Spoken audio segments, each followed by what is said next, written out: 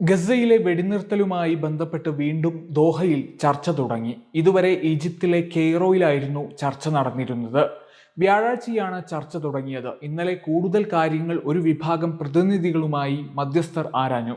നേരത്തെ പലതവണ നടത്തിയ വെടിനിർത്തൽ ചർച്ചകൾ ലക്ഷ്യം കാണാത്ത സാഹചര്യത്തിലാണ് വീണ്ടും സ്ഥിരം വെടിനിർത്തൽ ലക്ഷ്യമിട്ട് ചർച്ച നടത്തുന്നത്.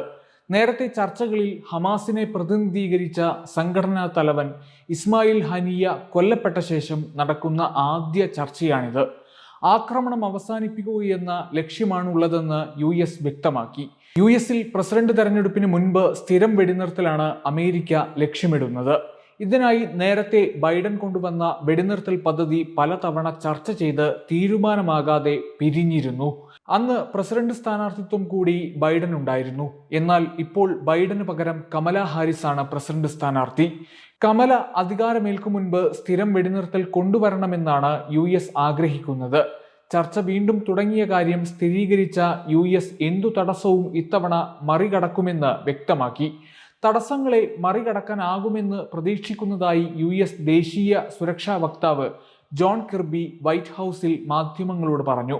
താൽക്കാലിക വെടിനിർത്തലിനോട് താല്പര്യമില്ലെന്നും സ്ഥിരം വെടിനിർത്തലിനെ കുറിച്ച് മാത്രമേ ചർച്ചയുള്ളൂവെന്നുമാണ് ഹമാസിന്റെ നിലപാട്.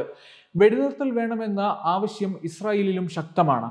അതേസമയം വെടിനിർത്തലിനെ തടസ്സപ്പെടുത്താൻ ഇസ്രായേൽ ശ്രമിക്കുന്നതായും ഗസയിൽ ആക്രമണം കടുപ്പിച്ചിട്ടുണ്ടെന്നും ഹമാസ് പോളിറ്റ് ബ്യൂറോ അംഗം ഹൊസാം ബദിറാൻ പറഞ്ഞു.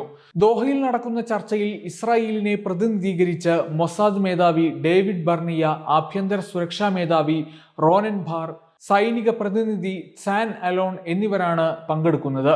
ഖത്തർ പ്രധാനമന്ത്രി Sheikh Mohammed bin Abdulrahman Al Thani, Egypt intelligence മേധാവി Abbas Kamel, White House CIA director Bill Burns, US പശ്ചിമേഷ്യൻ അംബാസഡർ ബ്രെറ്റ് മാഗ്രക് എന്നിവരാണ് ചർച്ചയിൽ പങ്കെടുക്കുന്നത്.